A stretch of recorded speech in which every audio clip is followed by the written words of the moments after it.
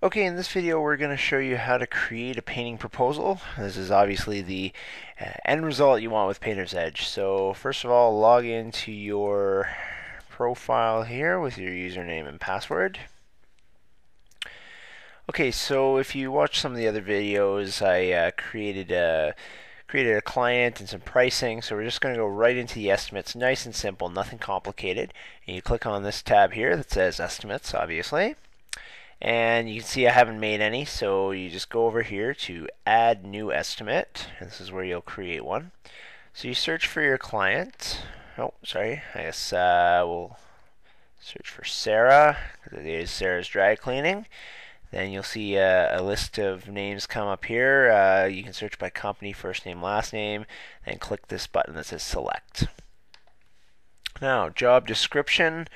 We're going to say that we're going to paint, job description will say interior painting, areas to be painted will be walls, doors, and windows, and specification for the above areas, entire basement only. And then under notes, you can have some things here. Don't let the cats out. Please call customer at the end of day with updates. Just things that, updates. Things that you or your customer may want to know. This will actually go on your proposal, so these are things that you want to share with your customer. Now, description of work to be performed in the variables section, you actually customize these. So now you select which ones you want. You can select none of them, or you can select all of them, or somewhere in between. In this case, yeah, we'll wash where necessary. We'll fill all the minor cracks and holes, and we'll paint all specified areas with 2 coats of specified paint. You could say not do the minor cracks and holes. Say if someone said, I don't want you to do any prep work, you can take that off and that will be off of the proposal, but in this case we'll put it on. For paint type, you click this add button. Areas be painted, be walls, type of paint will be eggshell latex.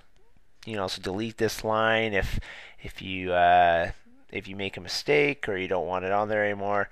But we'll just keep going. Ceilings, be flat latex. Oh, that reminds me.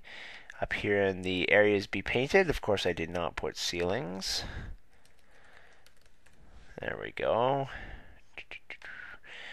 And lastly, we'll put in semi-gloss for the trim. So doors and windows, semi-gloss latex. So again, all of this is totally customizable. I'm just going off of the variables that I put in for my own examples. You can go as detailed or as undetailed as you want. For invoice specifications, these are little things. All small items to removed by customer. Yeah, I definitely want that. And in this case, we'll say the cleanup will not be performed at the end of the day. We'll just do it at the end of the job. So you hit save, and this will create a new estimate for you. So take you right back to your, right into the data entry page. So we'll go room to room. We'll do a couple rooms for you. So let's say in the we're going to start with the living room. And for your measurements, now this base price, if you remember when we were doing the pricing, I said find how much you charge for a basic 10 by 10 bedroom and divide it by 40, and that's of course the perimeter. So what we're doing is we're taking the length and the width by the room. Now you might get, say, an L-shaped room. In that case, you just want to take your longest ends, because actually if you take the longest ends, your perimeter still adds up to be the same based on how everything works out. So let's just say the living room's 20 on one side and it's 15 on the other. So automatically it's going to show you here base price is $350. And let's say they pick a dark color, so it needs an extra coat, so an extra 50%. If you go down here and you click check room total, you'll see it comes up 525. So that's actually the 350 plus the extra 50%. So we'll just say in the living room, then that was the only thing we're doing in the living room is just the walls. In this case, in this case, you don't have to use the check room button. It's nice for when you're doing things up. You can get a quick idea of where things are going. So you go next room. It's going to take you to an identical page, but if you browse to the bottom, you'll notice that there is a list of the rooms. You can go over here. You can either delete the room or you can edit the old rooms. So this one we're going to do the bedroom, and this one's going to be say 12 by 12. We'll just leave the wall variables off. This one's going to have, say, 2 doors and a window. And this one we're going to do the ceiling. So the ceiling in this case is obviously 12. It was a 12 by 12 room. But I'm going to show you. I'm going to show you something for, say, an L-shaped room on the next one. So then we go here. We leave. We put in our ceiling. It's 12 by 12. We're going to go to the next room. So now we're going to do, say, the in the basement. Let's do the fitness room. Oops. So let's say it's a L-shaped room. It's say 20. Whoops. It's actually 20 by 20, but it's really 2 sections. Where one is 20 by 10. And another is 10 by 10. I think that math works out. So what that means is if we take the 2 longest sides, if you picture an L shape, 20 long side, 20 long side, and then you can actually split that up to 20 by 10 as a long rectangle and 10 by 10. So over here in your ceiling variables, again, you click add. So the first one we said was 20 by 10, and then you add another line, and then it'll be 10 by 10.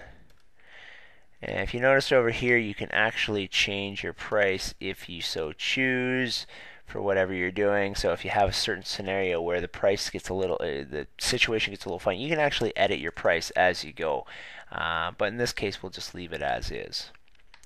So again, we're going to go next room. So let's just say this is all the rooms in our basement. We have the living room, the bedroom, and the fitness room. We're going to go back up here to this button that says Print Estimate. We can also see that I'll show you from the main window here in a minute, but if you click on Print Estimate, let's go right to your PDF. So if you look, this is the logo we uploaded. This is the business contact information. This is the customer information. Now you'll notice the phone number, the quote date, that's today's date, and the invoice number goes last name. And if you actually look at that closely, that's year. Then we have the month, 08, and the 30th day of the month. So over here we've got our job description, interior painting, areas painted, walls, ceiling, doors, and windows. Specification for above areas is entire basement only. Notes, don't let the cats out. Please call customer at the end of the day with updates. Description of work performed is right there. And then, of course, paint all specified areas with 2 coats of specified paint. So we got our walls with eggshell latex. And you can go more detail with that. You can actually say Benjamin Moore Collections eggshell latex, color CC20. You know, you can go as detailed or as undetailed as you want with these items. Then in the areas, you have the breakdown. Your living room was 525, your bedroom was 443, and your fitness room was 625. Everything adds up nicely, and then your subtotal is the addition of these 3 rooms plus your sales tax, and then you have your invoice total, $1672.65. Down here, you've got your invoice specifications. In this case, I only had the one, all small items to be removed by customer. Then if you remember in the variable section, we had the fine print, so to speak. And that is this information here, 20% payable on signing, 80% to be paid on completion. Again, you can make this section as detailed as you want. You can go really fine print, saying you can basically talk your way out of whatever you want in this section, or you can just go nice and simple like I have here. Then we have the agreement. I, Sarah Doe, hereby agree to have the above work done for the quoted price and agree to pay in full upon completion of the above work. You've got a place for your customer to sign and a place for the company to sign. So nice and simple.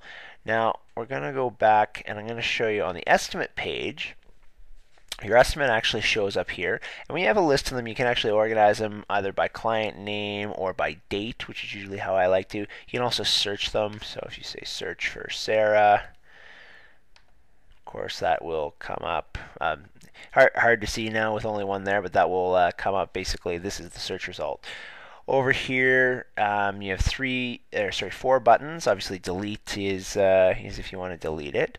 Edit will edit the overall items on the estimate. So that's your overall descriptions, your description of work performed, your types of paint. So we could actually say here for latex, say we'll say ICI Dulux, just for example, and then you could save it again. Then you can also go in back into your estimate list, and over here rooms, that's where you can go edit the measurement information. So back here, and then we can edit a specific room. And then finally, when you're back in your estimate list, you press this print button, and it goes to your PDF. So again, that's the main reason we use Painter's Edge, is to make these painting proposals and painting quotes nice and easy, professional looking, and in my opinion, there's no easier way to do it than with Painter's Edge.